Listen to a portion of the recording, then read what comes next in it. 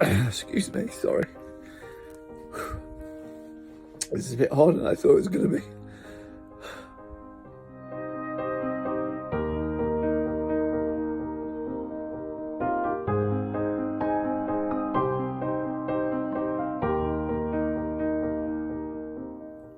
I've known Rob for decades now. We're in the army together, and he was always really loud. He was that cocky guy, loads of confidence. He was always making too much noise, and he's not the biggest guy in the world, but like, wow, like he's a scrappy guy. Like never fearful, never would back down. Been had a few scrapes with him out on the town, and just, you know, stand up dude, right? That you would want to hang out with, a good friend. And always a lot of fun to be with, very outgoing.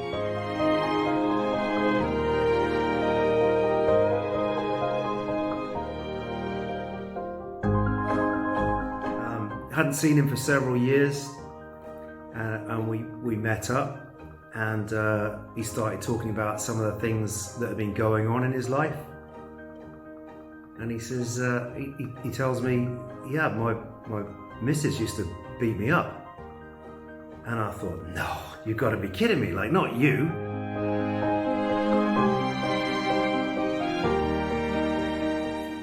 It obviously took him a long time to tell me what had been going on in his private life and the domestic violence he faced. And even though I'd spoke to him on the phone and we'd stay in touch during Facebook, you know, and all that kind of stuff, he never told me what was going on. And I'm sure he felt almost ashamed by it, because he just wouldn't come clean on it. Like, so that's when he told me that it'd been going on. I was like, well, you never told me this before. Why are you telling me now? Are you having a bit of a laugh? Like, do you really mean it? And he obviously did, but he couldn't bear to tell me informally. He wanted to be face to face after we hadn't seen each other for years. And you know, he talked about some of the effects it had had on him, which obviously it had affected him a great deal.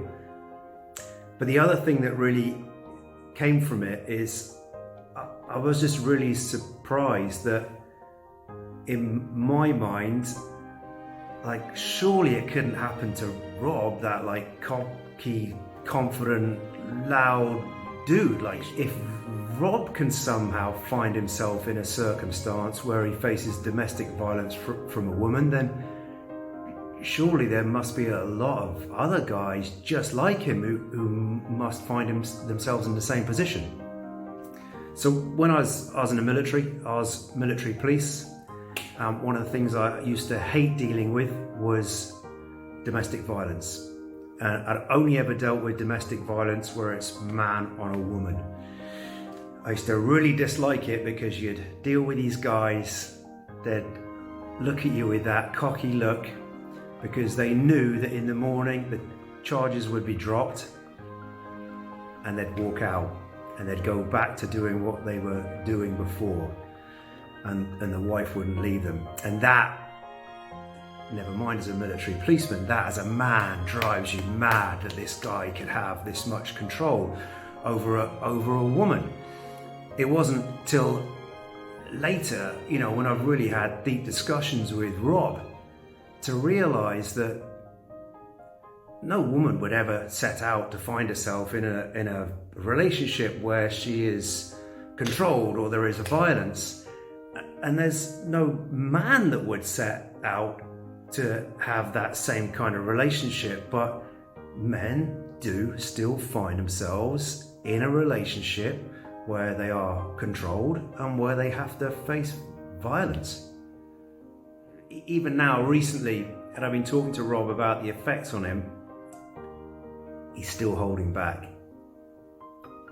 I know that there is a much deeper effect on him, that he still tries to laugh off, he still tries to be that funny guy, but it feels almost there's internal scarring in him now that he still isn't comfortable releasing.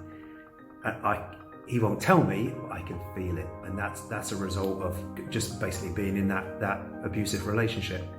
So I just want to say a huge thank you to Andy for those words. Yeah, it's interesting to hear what he used to think of me when I was in the army. But yeah, I was pretty loud. Pretty much thought I could take on the world, really, and often tried to, with disastrous consequences. So yeah, I've had to do this video a couple of times over, as you can tell from the change of clothing and lighting. It's been a lot more difficult than I thought it would be. So it's just, it's a daily struggle. What happened to me deeply affected me. The person that Andy described is long gone.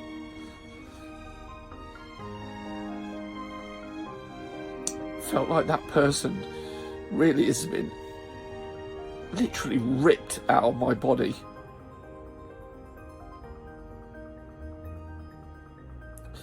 The person I was, the confidence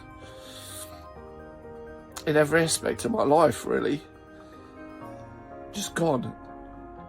You know, the old Rob would be, you know, get a grip of yourself, man. Get a grip. Just sort yourself out. And I can't, because it changed me. It's changed me forever. There are so many guys like me that are going through exactly the same thing right now. You know, and I keep saying that I'm passionate about all victims, everybody. I don't care about your gender, your sexuality, your ethnicity. I don't care about any of that. Nobody should have to go through what I went through, and what many of the wonderful women that I'm connected to on social media went through. All victims deserve to be recognised and supported equally. To hear people like Jess Phillips, Polly Neat and others over the last 2 years saying that domestic abuse against men is not as serious as it is against women, I just wish you could be in my head for one day. I just wish you could experience what I experience every single day, fighting with those demons about what happened, the destruction of the person that I was, that haunts me every day, the self-loathing that I feel.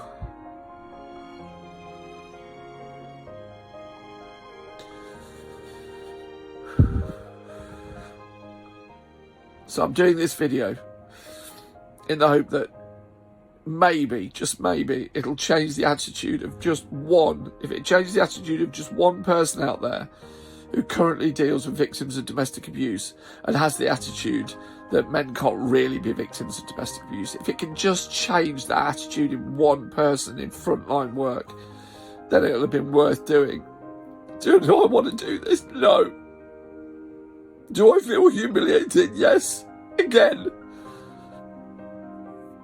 So please, reach out to all victims and their children and offer them all the support that they need.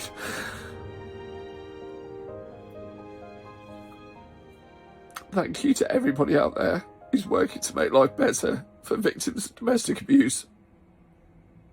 Take care.